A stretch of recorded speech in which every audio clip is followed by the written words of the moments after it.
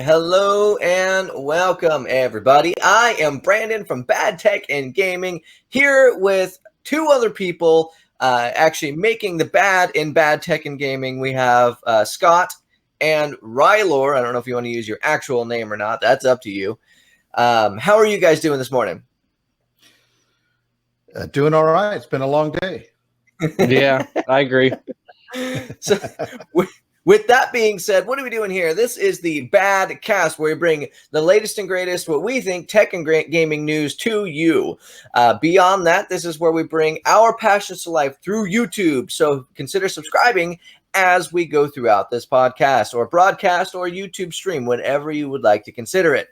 Anyway, without further ado, we'll go ahead and move a little bit forward. So we have our Apple TV Plus. Now, this is something that pretty much just recently came out, something that's been interesting to me a lot, as there's a lot of competitors coming out with TV services. You know, you always had Netflix, Hulu. Now you have, like Disney Plus coming in, and Apple TV Plus being the Netflix-like subscription that it is.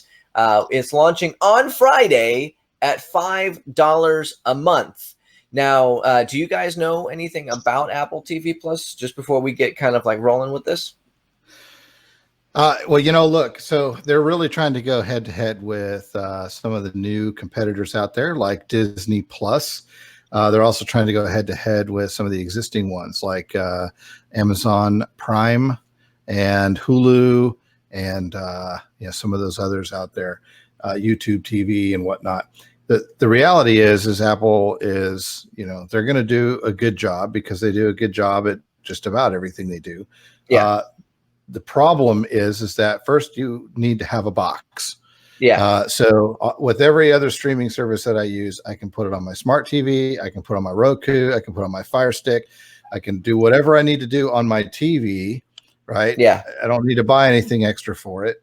It just works. I just download the app and off I go. With this, I need an Apple TV box. And I knowing Apple, right, that's because they want to control every aspect of the experience. Yeah. They don't want any kind of open APIs and things like that.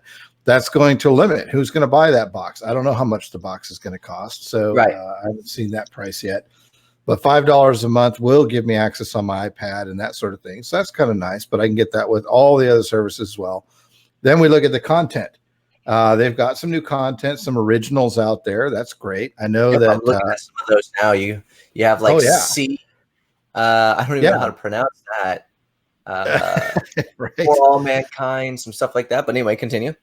Yeah, no, some of these titles look really good. But then you look at a service like Disney Plus, which, by the way, we're only 14 days until that launches. So looking forward to that.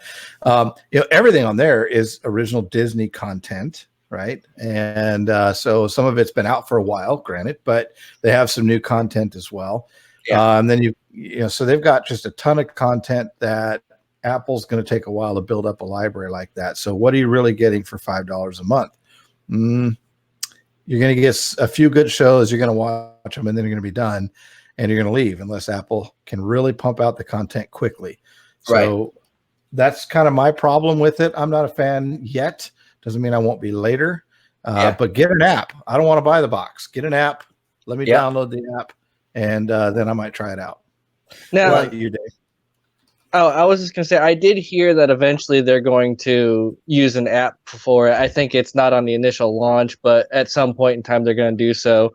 And then when you say it's not only a box, I agree with you on that. But at the same time, it's also going to be on your phone, on your iPad, which is where the majority of people watch this kind of stuff anyways. So that's pretty cool as far as the Apple TV is concerned, whether the Apple Plus is concerned, whether it's worth the price or not.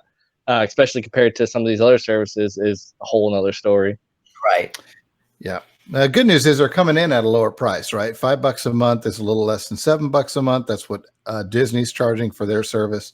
I just think you're getting a whole lot more with the Disney service than you are with this. Netflix, Netflix has been around for a while. They can charge the $18 a month that they're charging for their streaming service.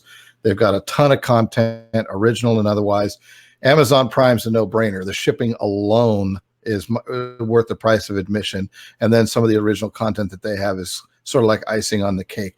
Like, for example, what's the new one the season 2 coming out this Friday? Jack Ryan, right? So Yeah. I'm so looking forward to that. Season 1 was great. So, we'll see how Apple compares with some of these other services. It may be a little bit of a slow start, but Apple is nothing if they're not persistent, and I expect them to catch up pretty quickly. Yeah. Go ahead. I just don't know that Apple Plus is going to be something that the mainstream really, really wants to get into. So at least not yet.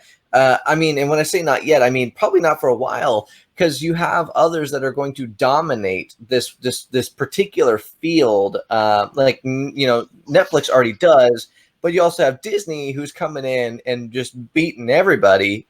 You have the people who've already been there, the newcomers. So it's going to get so crowded so fast. The only reason why people are going to be interested in this is just because it's $5 a month and they can just put it on their Apple Card or whatever. And by the way, just real quick, Cody Saunders actually joined up. It says, "Who are you with?" Well, these are the other bad tech and gaming, affiliates, founding fathers. We have Scott and Rylor here, who you can find Rylor on Discord, and Scott is technically my dad, so I'm just gonna call him Dad because it's really weird to keep calling him Scott. But anyway, that's why I'm the D in bad, right? Brandon, Alex, and then D is me and Dad. But yeah, so and that's Dave's my the thoughts. uncle. Yes. Now also, I've noticed on here, they keep saying stuff like, if you look on the screen, you should be able to see it says celebrities show off their new Apple TV Plus series. So it's like they're trying to appeal. I don't know who they're trying to appeal to with this. Like, I guess they're just people who are a fan of these particular celebrities. I guess that's just where they're going. I was just going to say, I had looked at a little bit of this, and there's actually been a lot of production issues with the Apple TV. I know that they've canceled some of their celebrities that they were having make stuff specifically because it was a little too risque. So they're really trying to drive towards more like a Disney Plus fan base. And given the content that they have, I don't really see it either. Yeah. So that's definitely going to be, it's going to be weird to see how they come up with it. It's either going to be an interesting one-off, or they're going to keep putting money into it, which they can because it's Apple. And eventually it's going to be something that's worth following. But it's definitely geared more towards the Apple Plus viewership and less towards just the general person.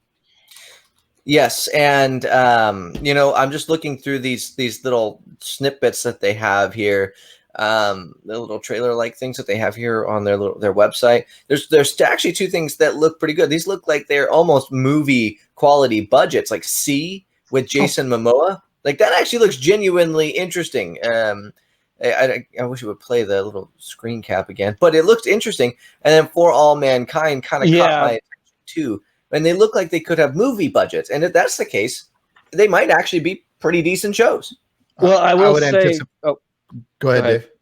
Oh, I was just going to say, I will say, as far as production is concerned, I think it was one of these TV shows has as much of a production value as Game of Thrones did. And those were some of the more expensive TV shows out there. So they do have a lot of production value into them. Yeah. Yeah. And, that's the thing is Apple is they've got some bucks laying around, right? They're one of the most valuable companies in the world. So if they can afford to, if anyone can afford to put a quality production together, it would be Apple.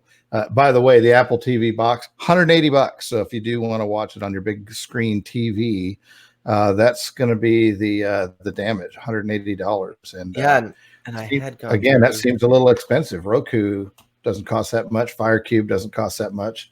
I get 4K with all those. So give me an app. Yep. And I was looking on Apple, you can find a 32 gigabyte model for $150, looking at Walmart for $199, Best Buy for $150. So I guess maybe there's some deals that can go on for some, but yeah, I don't like the biggest thing that I'm not a fan of here is the fact that, it's, you have to pay for a device. If I don't want to pay for a device, I want to get it on my phone. That's where I watch most of my stuff nowadays. And then I cast it to my TV, which is beneficial. But for the most part, everything's on my phone or tablet. Yeah, and if you've got an iPad or an iPhone, you're good to go. But if you got an Android, you're gonna have some trouble. It's definitely an Apple product for sure. Mm-hmm. Now, also continuing with the Apple trend, and then we'll go to yours, Dad, and we'll have honorable mentions in between. But we actually have the Apple AirPods Pro. So